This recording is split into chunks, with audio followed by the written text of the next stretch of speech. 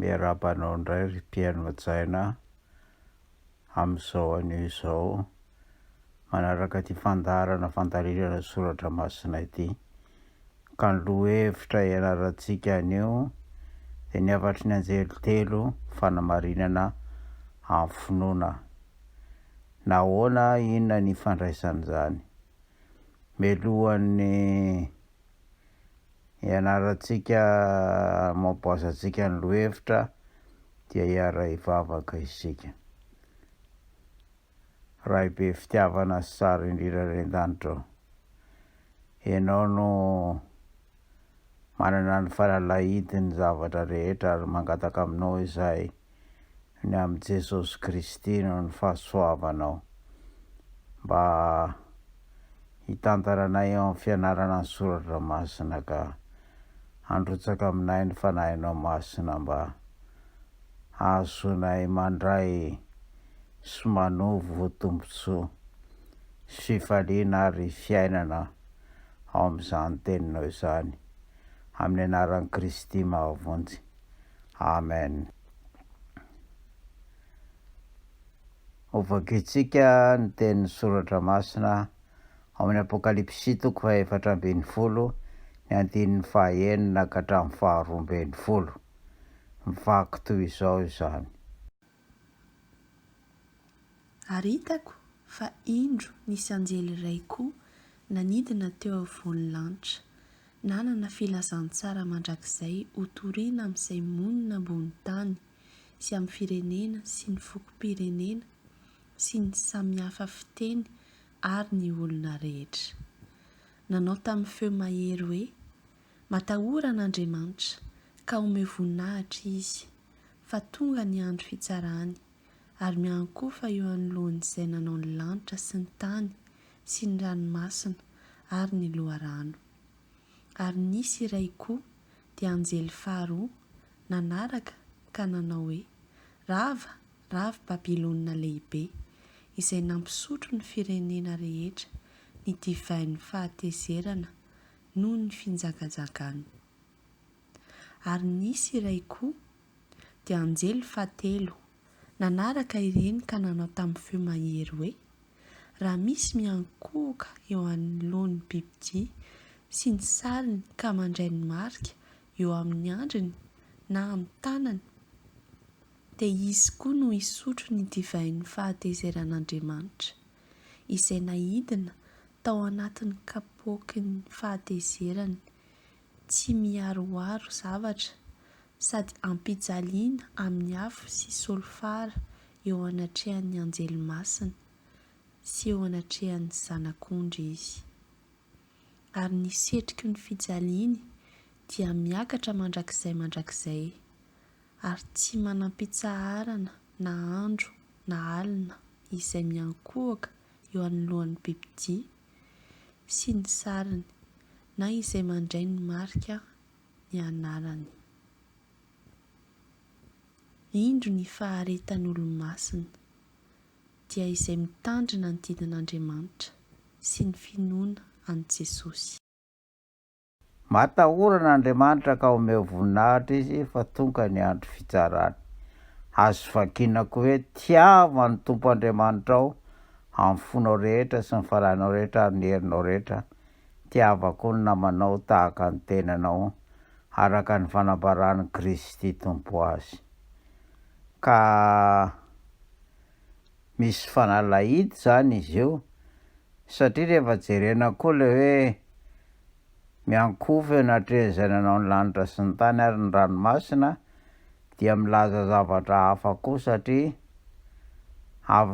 fandraisina amin'ny bokin'ny Genesisy 1:2 sy 2 dia hoe Andriamanitra tsy nitaky mihitsy fiankofana aminy fa nametraka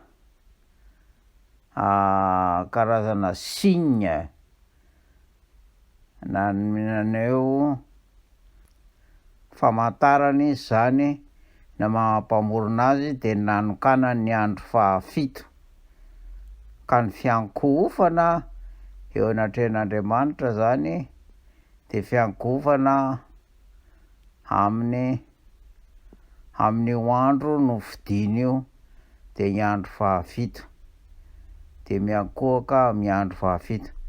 Ka azo adika toy izao zany ilay teny ao amin'ny apokalipsy: tiava ny Tompo Andriamanitra ao amin'ny fonao rehetra sy ny fanahinao rehetra, ny herinao rehetra. Tiava koa ny namanao tahaka ny tenanao, miankofa eo anatreha ilainanao ny andro fahafito. Ilainanao ny izao tontolo izao, miankofa aminy amin'ny andro fahafito. Zay zany no tiana ambara eto. Ny afatry ny anjely faharoa dia hoe ravarava Babilôna lehibe. Ravarava Babilôna lehibe, miala aminy ianareo ry oloko. Ka Babilôna rava dia misy antso hiala aminy, hiala aminy. Ka raha hiala aminy dia misy safidy na fiankofana amin'ny lainanao ny lanitra sy ny tany zany, amin'ny fanajana ny didiny sy ny fitiavana azy amin'ny fo rehetra.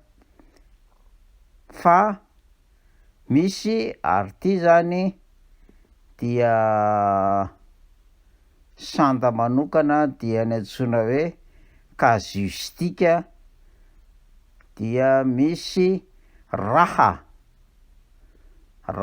manantena zany fa ho afaka amin'izany zavatra zany. Raha misy mandray ny mariky ny bibidia, raha misy kazistika zany, dia raha protaze, dia apôdose.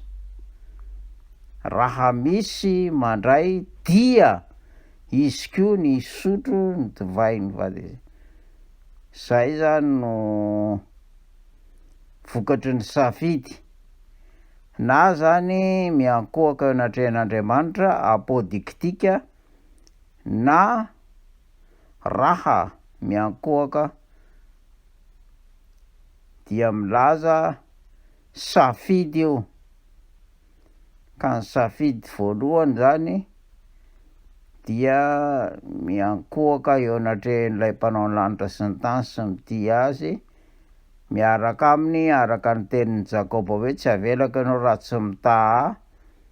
Dia nahazo ny anarana hoe Israely izy, nalainy tolona tamin'Andriamanitra ka naharesy, na lasa miaraka amin'ny bibidia.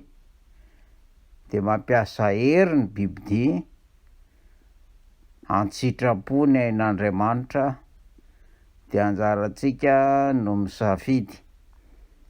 Fa eo ampovoany zany misy ny fivoahana amin'ny Babilôna,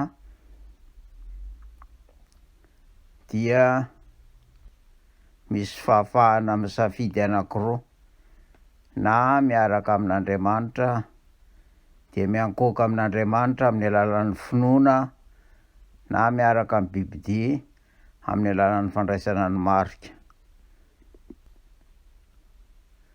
Tapitra eo ny fotoanantsika ry havana, manome fotoananao amin'ny manaraka indray.